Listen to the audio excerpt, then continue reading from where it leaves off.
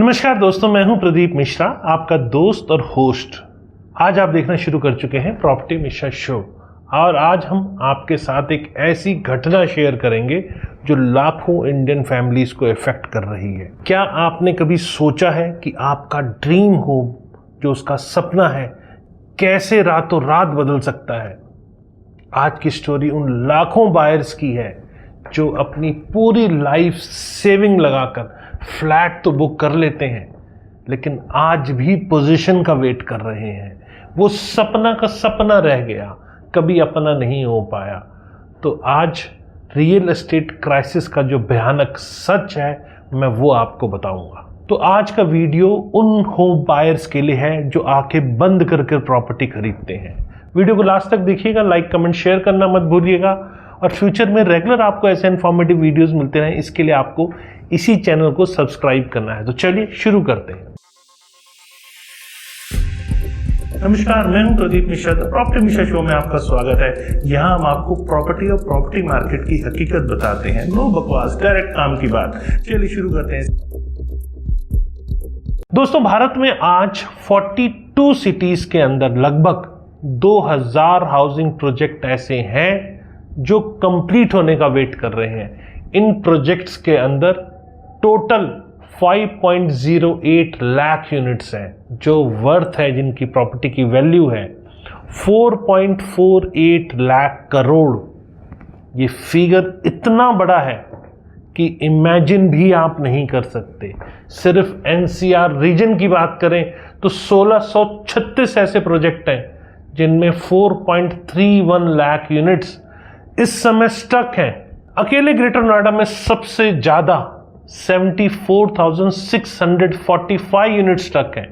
उसके बाद थाने में 57,520 यूनिट्स और गुरुग्राम में 52,509 यूनिट्स हैं। मुंबई में सबसे ज्यादा 234 प्रोजेक्ट्स हैं जिसमें 37,883 यूनिट्स हैं। बेंगलुरु में 225 प्रोजेक्ट्स हैं जिसमें 39,908 यूनिट्स फंसे हुए हैं। गवर्नमेंट ने स्वामी फंड लॉन्च किया कि ये प्रॉब्लम सॉल्व हो जाएगी। स्वामी फंड 1 ने अब तक केवल 50,000 यूनिट कंप्लीट किए हैं और 2025 तक 90,000 यूनिट का टारगेट रखा गया है।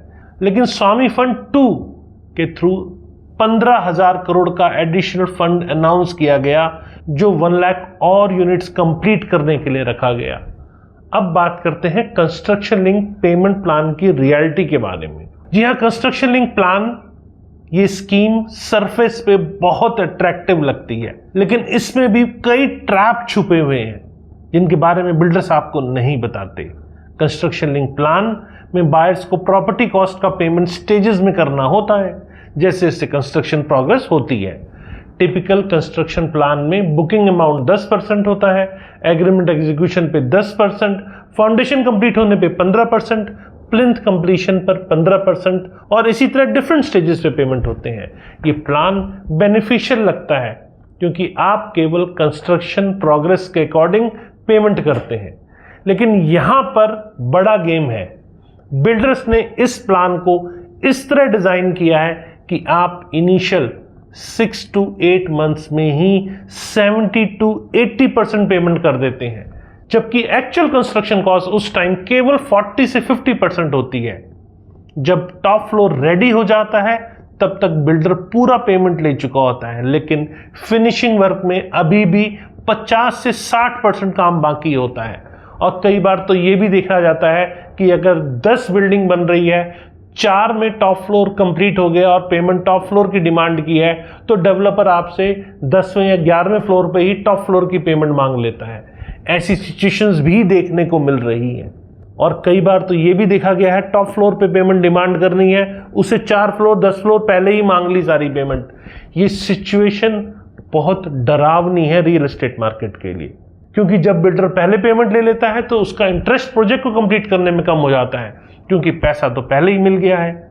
रिमेनिंग पेमेंट को वो अपने दूसरे प्रोजेक्ट में डाइवर्ट कर देता है या अपने अदर लोन्स को रीपे करने में यूज करता है। रिजल्ट ये होता है कि प्रोजेक्ट डिले हो जाता है या बीच में ही स्टक हो जाता है। सबवेंशन स्कीम, जी हाँ, पिछले कुछ दिनों में आपने सबवेंशन स्कीम बहुत बड़ा मुद्दा देखा। तो आज आपको ये भी समझ लेना चाहिए कि सबवेंशन स्कीम का ये जटिल जाल जो है वो है क्या।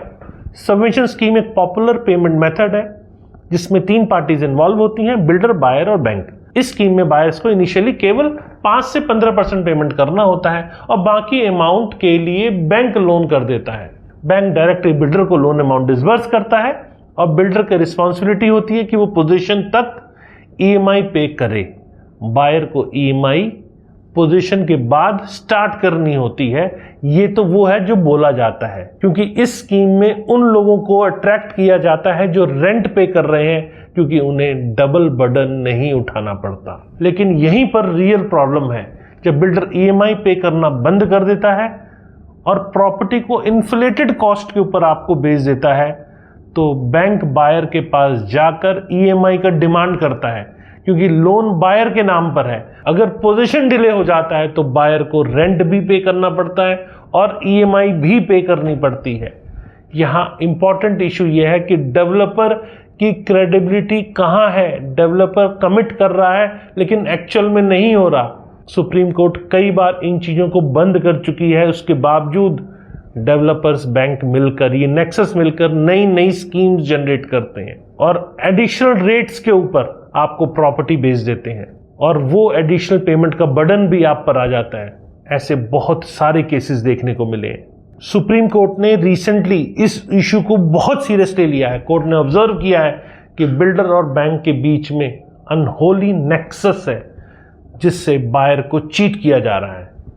सीबीआई ने 22 एफआईआर रजिस्टर्ड किए हैं और वो भी मेजर बिल्डर और बैंक के अगेंस्ट में। तो आज जरूरी हो जाता है बिल्डर बैंक नेक्सस के खुलासा करने की। जी हाँ, सीबीआई के इन्वेस्टिगेशन में शॉकिंग फैक्ट सामने आए। इन्वेस्टिगेशन में पाया गया है कि बिल्डर जैसे जेपी, सुपरटेक, नारा, वाटिका जैसे SBI, HDFC bank, ICICI, India bulls, Piramal के बीच नेक्सस था। ये नेक्सस सबवेंशन स्कीम के थ्रू ऑपरेट किया जाता था। सीबीआई ने 47 लोकेशंस पे रेड कंडक्ट किया है।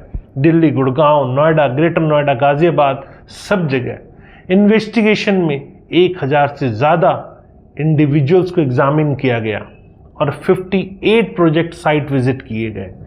बैंक पहले बिल्डर्स को फुल लोन अमाउंट अपफ्रंट दे देते हैं, लेकिन आरबीआई ने 2014 में रूल चेंज किए हैं कि डिसबर्समेंट कंस्ट्रक्शन प्रोग्रेस के अकॉर्डिंग होना चाहिए। लेकिन कई बैंक्स अभी भी बिल्डर के साथ टाई अप करके इम्प्रॉपर प्रैक्टिसेस को फॉलो कर रहे हैं।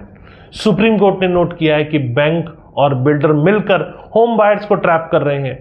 बैंक्स को पता था कि प्रोजेक्ट्स डिले हो सकते हैं, लेकिन फिर भी इजी लोन अप्रूव कर रहे थे, क्योंकि अल्टीमेटली बायर रिस्पॉन्सिबल होता है वो सारी ईएमआईज के लिए। तो चलिए अब रेरा की लिमिटेशन और चैलेंजेस के ऊपर भी बात कर लेते हैं।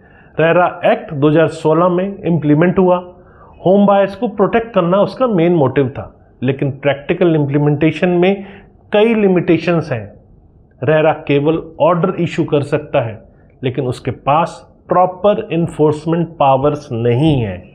रेरा अथॉरिटीज पेनल्टी इंपोज कर सकती हैं जो प्रोजेक्ट कॉस्ट का 5% तक हो सकता है, लेकिन ये पेनल्टी अमाउंट कई बार बहुत ज़्यादा नहीं होता है। मैक्सिमम पेनल्टी भी केवल 10 लाख या प्रोजेक्ट कॉस्ट का 10% है, जो कि सीरियस वायलेशन के लिए मानी जाती है। स्टेट वाइज रेरा इम्प्लीमेंटेशन में वेरिएशंस हैं जो कहीं हद तक कन्फ्यूजन्स क्रिएट करते हैं। महारेरा के अकॉर्डिंग 75 to 80% ऑनगोइंग प्रोजेक्ट्स अपनी क्वार्टरली प्रोग्रेस रिपोर्ट अपलोड नहीं करते हैं और ये लैक ऑफ कंप्लायंस का मेजर इशू है। रेरा कंप्लेंट्स रिजोल्यूशन में कई केसेस में बहुत ज़्यादा स्लो होता है। हालांकि लिमिटेशन एक्ट का एप्लीकेशन रेरा पर नहीं होता, लेकिन प्रैक्टिकल रिलीफ मिलने में बहुत टाइम लग जाता है। कई बायर्स को रेरा केसेस जीतने के बाद भी कंपनसेशन नहीं मिलता, क्योंकि बिल्डर्स डिफॉल्ट कर जाते हैं। तो चलिए अब बात करते हैं बायर प्रोटेक्शन के इफेक्टिव तरीके। जी हाँ, बायर्स कैसे अपना प्रोटेक्शन कर सकते हैं। सबसे पहली बात, कभी भी जल्दी में डिसीजन ना लें। बिल्डर की कंप्लीट हिस्ट्री चेक कर लें। उससे पहले प्रोजेक्ट टाइम पर डिलीवर किए भी हैं या नहीं किए। प्रोजेक्ट का रेरा रजिस्ट्रेशन वेरीफाई करना बहुत इंपॉर्टेंट है। कोई भी अनरजिस्टर्ड प्रोजेक्ट में इन्वेस्ट ना करें। बिल्डर की फाइनेंशियल हेल्थ चेक करें, उसके करंट प्रोजेक्ट्स की स्टेटस देखें। अगर बिल्डर शुरू में ही 70 to 80% मांग रहा है तो ये आपके लिए रेड फ्लैग है। पेमेंट शेड्यूल को केयरफुली आपको एनालाइज करना है कि कितना परसेंटेज किस स्टेज पर पे करना है। लीगल क्लियरेंसेस और अप्रूवल भी प्रॉपर वेरिफिकेशन आप करवाएं। एक एक्सपीरियंस लॉयर को हायर करें जो सभी डॉक्यूमेंट्स आपके रिव्यू कर पाए। सबवेंशन स्कीम में इन्वॉल्व होने से पहले ट्राइपैट्रिएट एग्रीमेंट को केयरफुली आपको रीड करना है। आपको अच्छे से उसे अंडरस्टैंड करना है कि अगर बिल्डर डिफॉल्ट करता है तो आपकी क्या पोजीशन होगी। ईएमआई रिस्पॉन्सिबिलिटी और पोजीशन टाइम की क्लियर अंडरस्टैंडिंग रखें और ये मान के चलें कि कोई भी प्रोजेक्ट बैंक कभी भी सबवेंशन करता है तो इनडेफिनिट पीरियड मतलब पोजीशन से रिलेट नहीं होता है, उसमें टाइम होता है, साल 2 साल 3 साल के लिए सबवेंशन होता है। और अगर प्रोजेक्ट का डिले हो गया तो आप ये नोट करेंगे कि बैंक की ईएमआई तो शुरू हो गई और प्रोजेक्ट का पोजीशन मिला नहीं और ईएमआई का बर्डन सीधा बायर पे पड़ता है। तो project location, builder history, legal clearance और होम क्वालिटी, इन सभी फैक्टर्स को कंसीडर करें। कभी भी मार्केटिंग गिमिक में ना फंसें, चाहे वो कितना भी अट्रैक्टिव ऑफर हो। अब बात करते हैं गवर्नमेंट एक्शंस और फ्यूचर आउटलुक के बारे में। गवर्नमेंट ने कई स्टेप्स लिए हैं इस क्राइसिस को एड्रेस करने के लिए। स्पेशली यूनियन बजट 2025-26 में स्वामी फंड 2 के लिए 15,000 करोड़ रुपए एलोकेट किए गए। ये fund additional 1 lakh unit complete करने में कहीं हद तक हेल्प करेगा। यूपी गवर्नमेंट ने अमिताभ कांत कमेटी की रिकमेंडेशन के बेस के ऊपर स्टॉल प्रोजेक्ट के लिए रिहैबिलिटेशन पॉलिसी बनाई है। कई डेवलपर जैसे कि रेनॉक्स ग्रुप और डेलीजेंट ग्रुप ने स्ट्रक प्रोजेक्ट्स को एक्वायर किया और डेवलपमेंट वर्क भी वहां स्टार्ट किया। डिजिटल ट्रांसफॉर्मेशन के थ्रू प्रॉपर्टी रजिस्ट्रेशन प्रोसेस को स्ट्रीमलाइन किया जा रहा है। आधार बेस्ड वेरिफिकेशन अब मैंडेटरी हो गया है। फ्रॉड रिड्यूस इससे हो पाएगा। मुझे लगता है कि इससे कहीं हद तक फ्रॉड भी रिड्यूस हो पाएगा। वुमेन्स प्रॉपर्टी राइट्स को स्ट्रेंथन किया गया है। फास्ट ट्रैक कोर्ट एस्टैब्लिश किए गए हैं प्रॉपर्टी डिस्प्यूट को रिजॉल्व करने के लिए।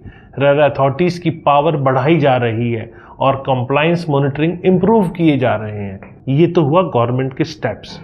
तो चलिए मार्केट ट्रेंड और प्रेडिक्शन भी समझ लेते हैं। रियल एस्टेट मार्केट में मिक्स्ड ट्रेंड देखने को मिल रहे हैं। फर्स्ट हाफ ऑफ 2025 में टॉप 7 सिटीज में हाउसिंग यूनिट सेल्स 32% डिक्लाइन हुई है अगर हम कंपेयर करें 2024 से तो। लेकिन प्रॉपर्टी रजिस्ट्रेशन और स्टैम्प ड्यूटी कलेक्शन में ये इंक्रीज हुआ है। होम प्राइसेस 2025 में 6.5% इंक्रीज की एक्सपेक्टेशन है।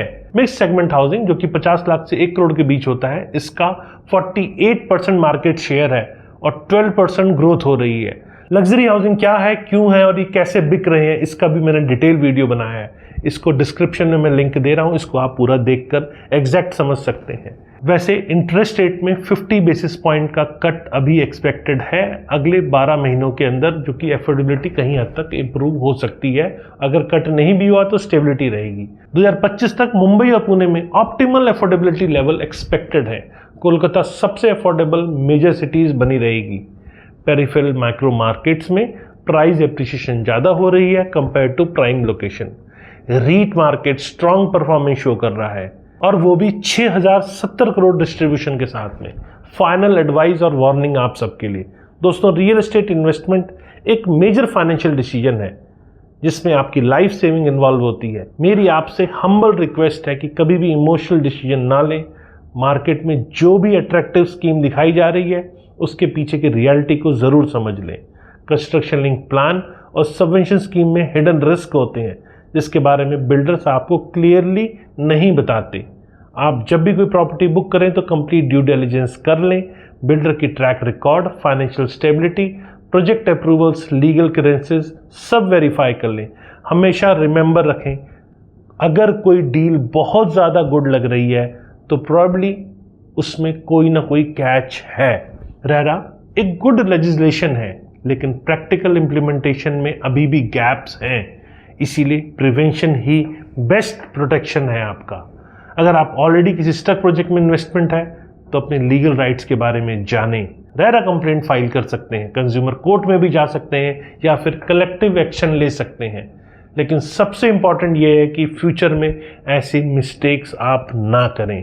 रियल एस्टेट सेक्टर में ट्रांसपेरेंसी बढ़ रही है और गवर्नमेंट भी स्टेप्स ले रही है, लेकिन बायर्स को भी अवेयर होना होगा, अपनी हार्ड एंड मनी को प्रोटेक्ट करना होगा। उसकी रिस्पॉन्सिबिलिटी सिर्फ आपकी है। कोई भी शॉर्टकट ना अपनाएं और प्रोफेशनल लीगल एडवाइस ज़रूर लें। ये था आज का एपिसोड प्रॉपर्टी मिश्रा शो।